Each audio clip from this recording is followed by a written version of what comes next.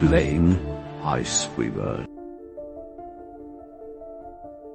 In the dim, musk basement of the Hawthorne Community Centre in Derry, where the air hung heavy with the scent of damp wool and forgotten dreams, Blaine Iceweaver shuffled into the circle of mismatched chairs.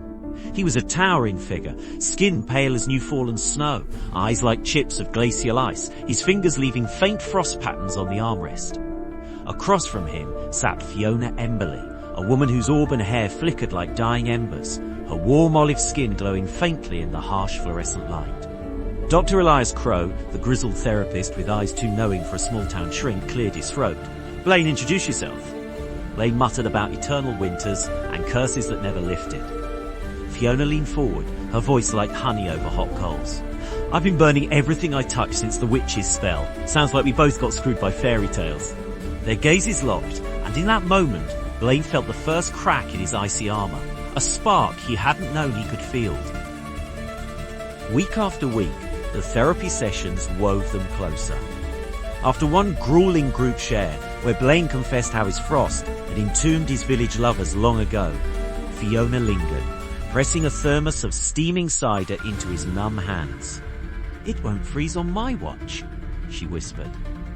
They walked the foggy streets together, sharing tales under the skeletal oaks, her fire that consumed princes, his ice that preserved them in eternal agony. Late nights turned to stolen coffee at the all-night diner, laughing over the absurdity of Grimm Brothers rehab. Fiona's touch thawed Blaine's fingers, and his cool breath calmed the inner blaze. For the first time, Blaine dreamed not of blizzards, but of spring. But shadows crept in. Whispers from the group, Griselda, the hag-like patient, muttered about the old huntsman prowling the edges of town, seeking wayward talefolk to drag back to the enchanted woods. Internally, Blaine's curse stirred.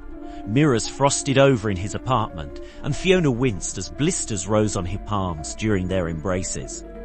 Dr. Crow warned of archetypal backlash, but Blaine saw the fear in Fiona's eyes, the dread that his chill would snuff her flame forever. Arguments flare. "You're freezing me out, Blaine," she'd snap, while he retreated into silence, haunted by visions of her reduced to ash by his side. The crisis shattered them on a storm-lashed night. At Fiona's cramped apartment, Blaine's powers surged unchecked. Fear of losing her unleashed a blizzard that coated the room in razor-sharp ice. Fiona screamed as flames erupted from her skin, melting the frost but scorching Blaine's arm raw. "See? We're poison!"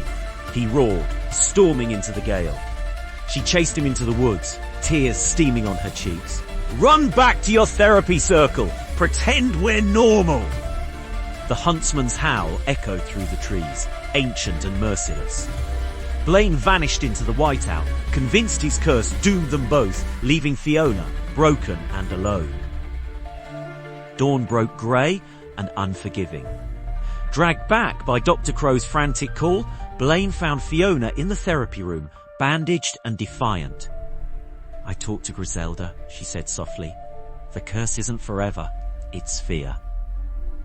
In a raw, tear-streaked confession, Blaine admitted his terror of warmth, born from centuries alone.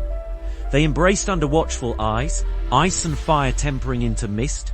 The huntsman never came. Perhaps the tales were thawing too.